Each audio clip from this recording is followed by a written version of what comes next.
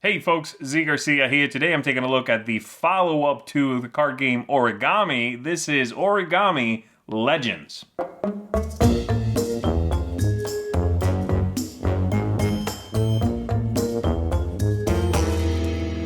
Origami Legends here can be played either on its own as a standalone game, or you can combine it with the original Origami. Just mix and match the different families and revitalize the base game, basically. This one is going to play largely like the original one. If you've seen that review, which I did some time ago, then the overview here is going to be a little repetitive for you. You likely know what's going on here for the most part. If you don't, that's okay. I'm going to briefly kind of give you a look at how this all works together.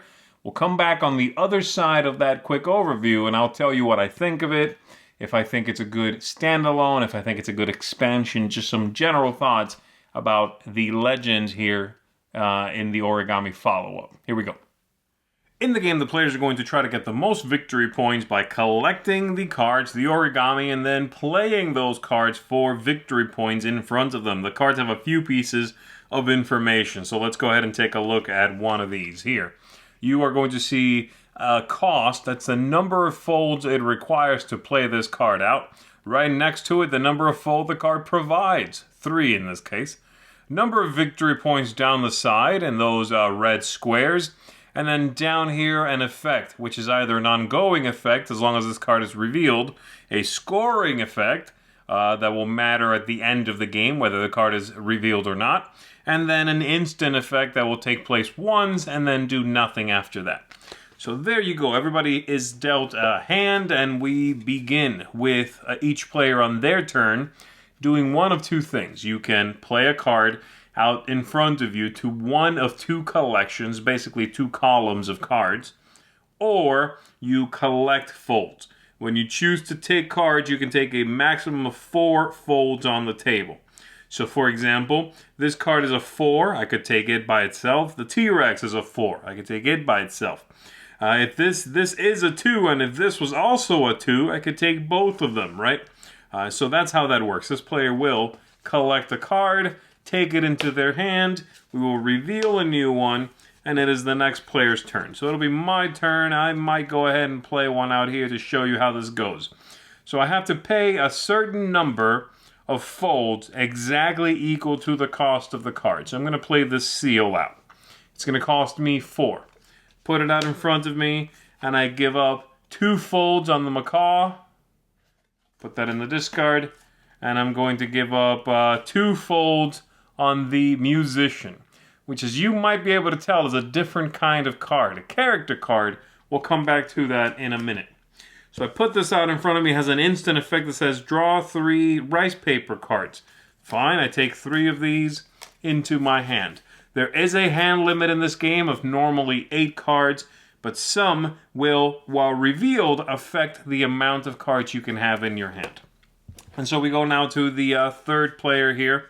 And the third player is going to play out one of these characters.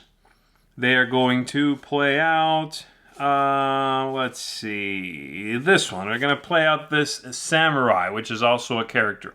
Depending on the number of players in the game, by the way, that will influence the number of families you play with. In this case, we have 3 for 3 players.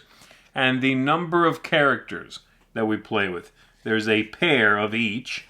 So, for example, a red musician here and the yellow musician that we discarded a moment ago. So there will be a pair of them per player as well. So this player is going to go ahead and play the samurai. Here's how playing one of these works. You pay for it, 4 folds. So we'll do that, no problem. 3 folds on the polar bear, 1 fold on the stegosaurus. That's 4. This card goes somewhere on the table where all players can see it. Immediately, that player there is going to play a card from the center freely. We assume they've paid for it already. So they're going to go ahead and deploy this one here, the pterodactyl. And it says instant effect. If you have at least 4 cards in your hand, take another action. Well, only have 3. They're still going to claim that. It's 6 victory points. And we replenish this, and from now on, whatever effect this is in play. In this case, it happens to be an end of game scoring. plus 5 victory points to the player or players with the fewest origami in their collections. And if ever in the game the other samurai is played, the yellow one, it would discard this one and the other one would stick around in play. All right. So that's how that works. That player is now done. This continues. Once this player plays another character, let's say, another one of these cards, they can either, well, they will at the beginning of the game put it in the other collection. Okay. So again, they have two sort of columns going. Now, the difference between those two columns can never be more than one. So this player could later on play here, and then they could play, the next play would have to be in this one, and the next play could be in either. But after that, they must play in this one again. So you can keep something revealed for a while, but not indefinitely, because you will have to balance the two columns as you are playing. So there you go. The effects, again, are varied. They'll give you a bigger hand size. They will give you victory points for one thing or another, specific collections, all sorts of things. The musician here, each one, for example, says that playing an origami costs -1 fold. Playing an origami costs +1 fold. Again, you must pay exactly in this game, normally. The monk here says, if you have no cards in your hand at the end of your turn, draw up to 3 folds from the draw line. And so these are things you do need to be aware of. There are more of them with more players. So all of these things could possibly be in effect at the same time. You need to remember, oh wait, I got to pay 1 fewer fold. Oh, if I don't have cards at the end of my turn, I got to make sure I do that. A few different things to take into effect. The different families I do want to mention as well. Because, again, this game is a sequel to the original Origami, and the things they've decided to add are dinosaurs, exotic animals, we have polar animals, and then we have legendary creatures, which are just seemingly all sorts of things, which are these over here. Onis, and nine-tailed fox, a phoenix, kappa, dragons, ghosts, apparently. Leprechauns, unicorns, all sorts of strange things there. So that is that, everybody. Let's go ahead and go back up top, and let me tell you what I think of this follow-up, how I would compare to the original game. All right, there we go. Origami Legends. Like I said at the beginning, the first one I have reviewed, just for context, I rate that a 7 out of 10. This one I don't like as much. I don't think it's a very good standalone game. I think the powers are kind of lame, more lame. I think it loses a lot of focus from a thematic point of view. I think it's okay as an expansion. If you really like the base game, you want more stuff to mix and match, yes, that's fine. I would not recommend anybody get this game that doesn't already know and love the original one and just wants more. But let's break it down a little bit. So thematic ties, it's just not as cohesive as the first. I would say the idea of the charm, the simplicity, the cohesiveness of what the first game was about is all but lost in this one. The families feel kind of all over the place. Even the whole Origami Legends thing only applies to one of the different families.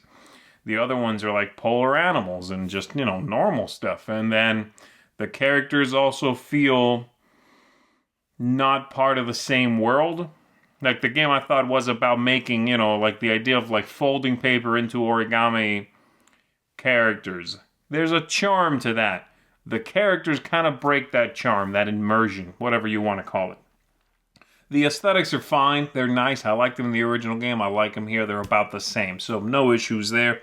The replayability, again, I think out of the box here, I find the characters a little annoying. They kind of get in the way. I don't like the replayability too much. Again, just more stuff does not necessarily mean more replayability.